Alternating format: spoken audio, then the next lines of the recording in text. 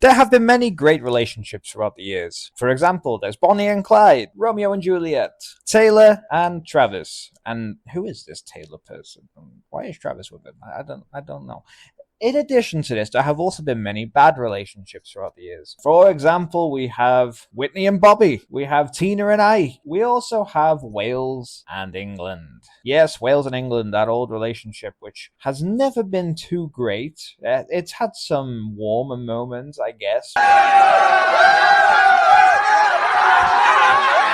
But it's been in a rough patch for, say, I don't know, about 1,000 years. And throughout this long, tumultuous relationship, there have been many low moments. In fact, when deciding which moments to use in this video, I couldn't really narrow it down to 3 or 5. I had to stick to 10, and even then, there's some which I left out, which I think are very important. Anyway, here are 10 of the lowest moments in the historic relationship between Wales and England.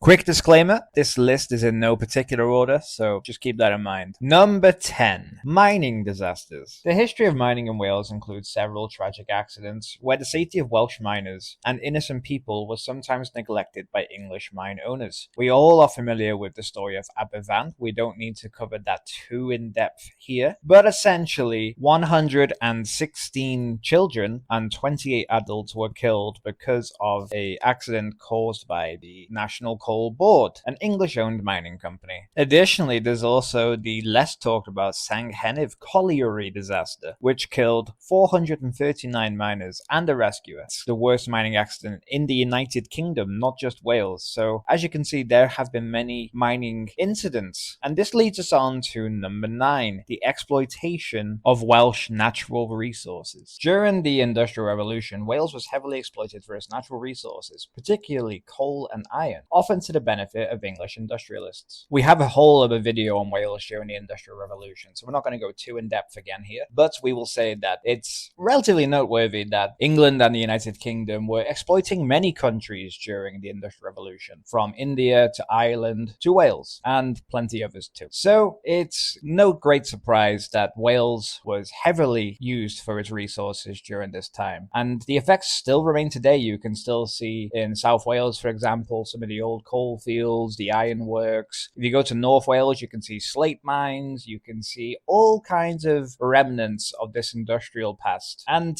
when people say, oh, Wales is unable to be independent because it can't provide for itself, well, it provided for England and a whole global empire, so I'm pretty sure it can thrive with just 3.5 million people. Number 8. Language suppression. Throughout history, there have been efforts to suppress the Welsh language, including the imposition of English in schools and official documents. Many in Wales will have been taught about the Welsh Not, which was a way of punishing school children in Wales for speaking their native tongue. If a child in a Welsh school was caught speaking Welsh, they would have to wear this Welsh Not around their neck. Very classy, England. The Welsh Not was used in schools as early as 1798 and was used throughout the early 1800s and as late as the 1870s and early 20th century. So the next time an English person goes, oh, tip tip, my friend. Yes, the Welsh language is dead in Wales. You'll all speak English anyway.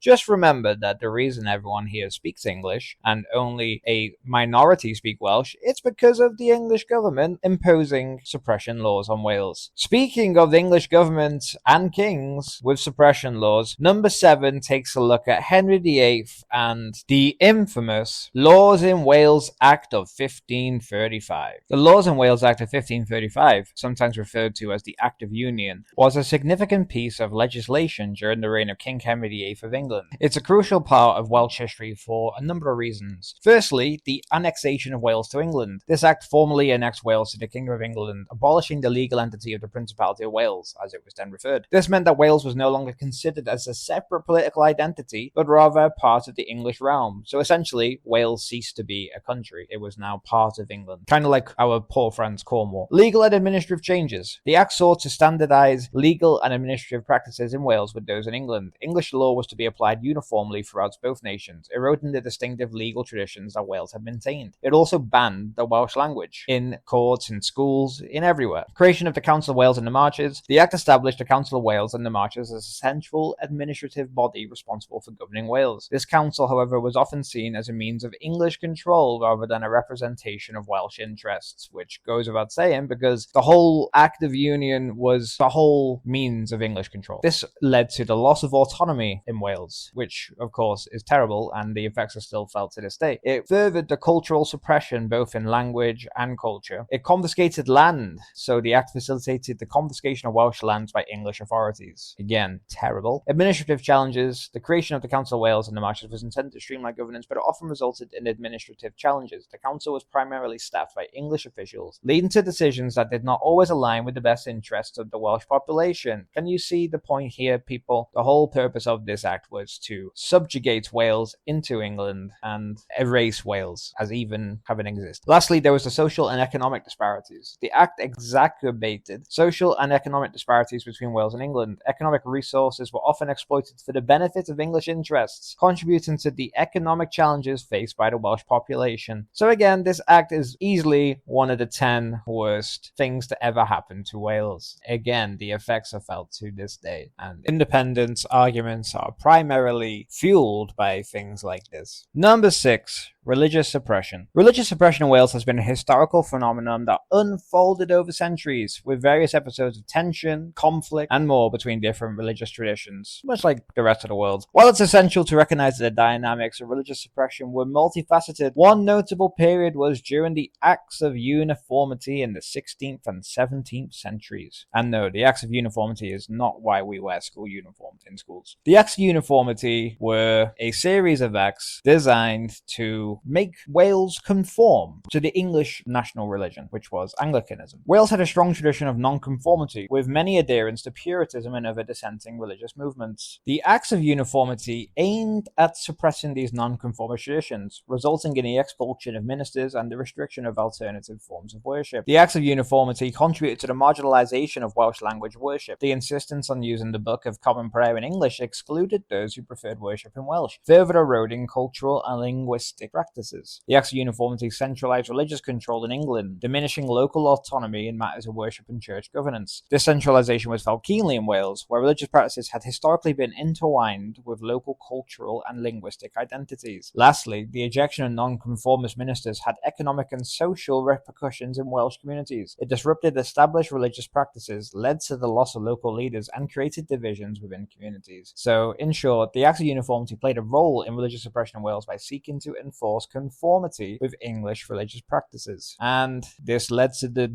birth of the Church of Wales, which is essentially the Church of England, but with a different name. So, yes, this is number 6 on the list. Number 5. Welsh plantations. During the Tudor period especially, particularly under Henry VIII, there were efforts to implant English settlers in Wales, altering the demographic and cultural landscape of the country. Essentially, English people were to move to Wales and to turn it English. The effects of this practice are still visible in Wales today, specifically the practice of plantations during the Edwardian conquest of Wales. You know, Edward I, Longshanks, that horrible, horrible man who couldn't capture Scotland. That they may take our lives, but they'll never take our freedom! In Wales, King Edward I of England began a policy of constructing a chain of fortifications and castles in North Wales to control the native Welsh population. This is, again, still visible today. If you go to Conwy, you'll see Conwy Castle. Go to Carnarvon, you'll see Carnarvon Castle, and so forth. And this was a practice used not just in Wales, but also in Ireland during the Tudor and Stuart eras, particularly. And the English crown initiated a large-scale colonization of Ireland, in particular the province of Ulster, with Protestant settlers from Great Britain. Similar thing happened in Wales, and the effects are still visible to this day, and it remains one of the worst things to happen to Wales because it is a large reason why the Welsh culture and language has suffered so severely. Yes, we have no problems with English people coming to move to Wales. In fact, the more the merrier. But